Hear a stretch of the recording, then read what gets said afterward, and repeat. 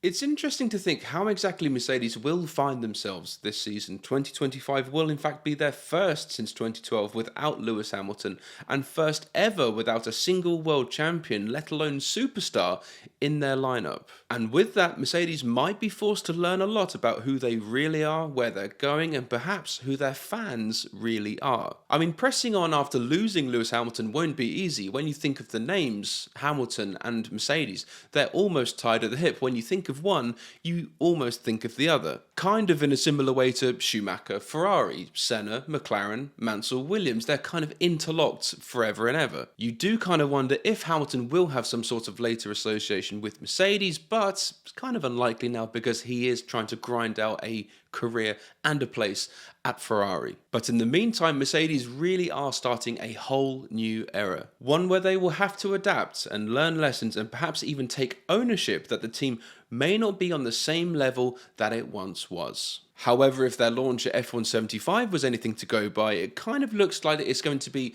business as usual from the Mercedes crowd. Now, they could be pressing the panic button behind the scenes, but externally, the message is firmly, we're continuing as we are, and it's also very much, Lewis, who? Never heard of him. But overall, I sense 25 will be a learning curve for them in every way, experiencing life after Hamilton and all the commercial and PR benefits that he brought to the team. So is moving forward like nothing's happened really the best answer? Should the team continue putting bricks on what they've already started, or tear it all down and start a whole new era? New identity, new outlook, new everything. Anyway, let's have a look. So the first thing here is really to unpack what I mean by rebrand. And I'm not just talking about redesigning the logo or anything like that. When you think of the Mercedes F1 team, you of course think of Lewis Hamilton, Toto Wolff, silver, black, teal, Valtteri Bottas, George Russell, Lewis Hamilton, and Lewis Hamilton. But now such a big chunk of that association isn't there anymore, so there's a gap to fill, and the question is,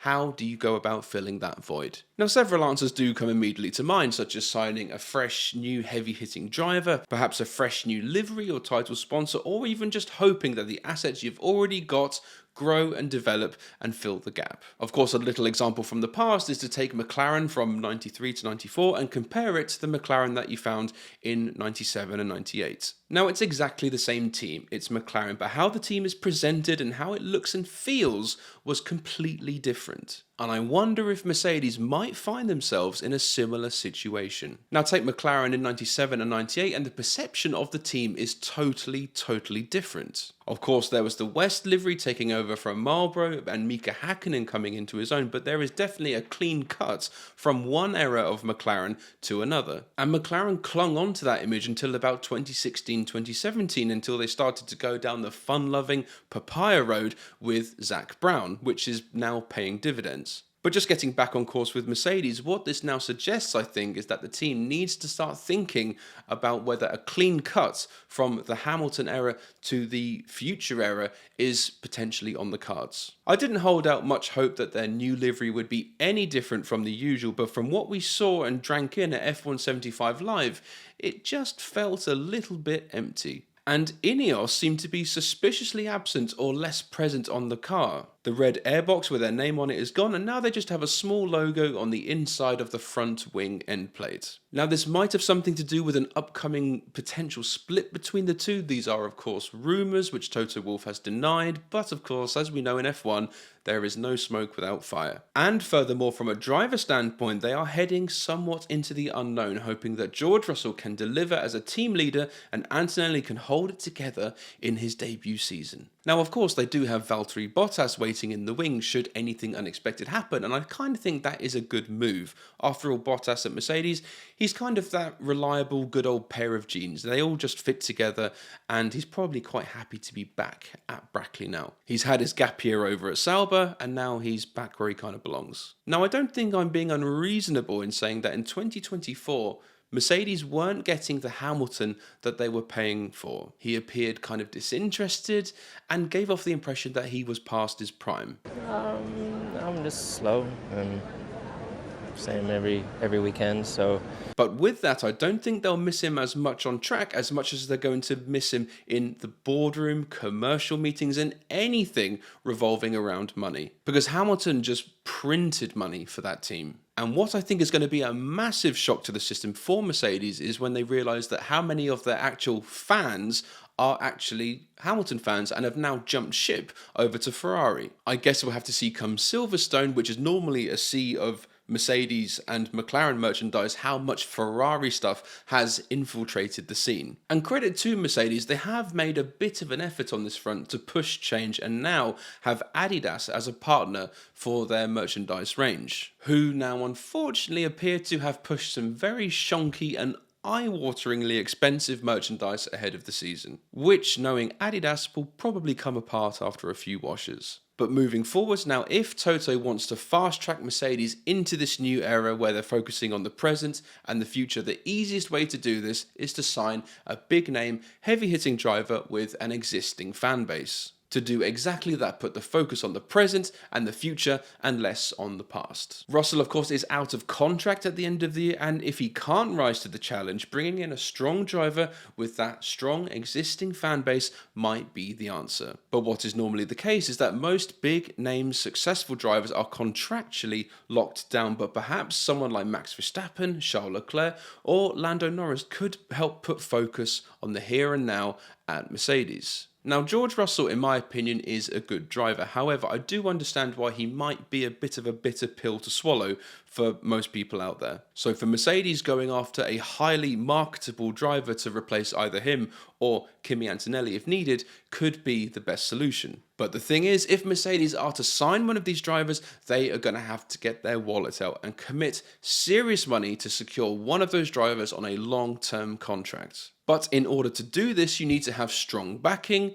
keen shareholders, interested sponsors, and a clear vision for the future. And this, unfortunately, is an area where I think Mercedes might just hit a brick wall. And it might actually explain a lot as to why they went with Kimi Antonelli rather than Carlos Sainz, because here's the thing.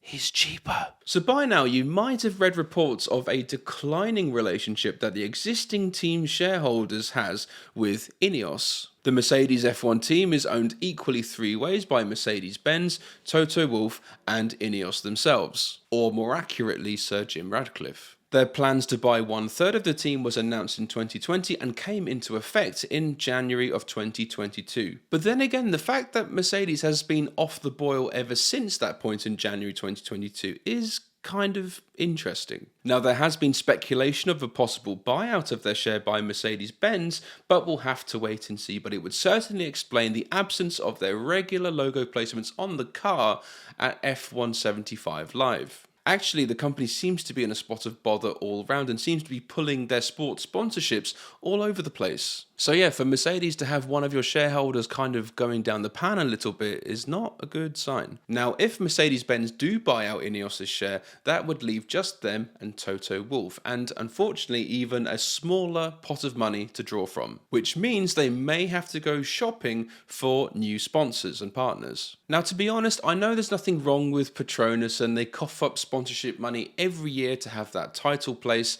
and it looks like they're going to be on the car and have a partnership with Mercedes long after 2026. But despite that, something new on the car at this stage would be refreshing and just kind of spice things up just a teeny bit. I mean, the current colour scheme of silver, black and teal is absolutely fine, but it still kind of has that connotations with the past of when they were mopping up drivers and constructors world championships, and it may kind of hold back a rebrand if that was attempted. Now, I'm sure Petronas could cough up a bit more money and we could have a predominantly teal car, but to be honest with you, I'm not sure my stomach is quite ready for that. But visually though, a sponsor switch for Mercedes would help this new era massively, but in all honesty, I kind of doubt that's going to happen straight away anyway. What we've now seen is Mercedes doubling down on the silver, black and teal scheme, and it's probably going to be like that for the next year or two. But we still might see something else should Ineos decide to pull out. Maybe a teeny little bit of blue or yellow or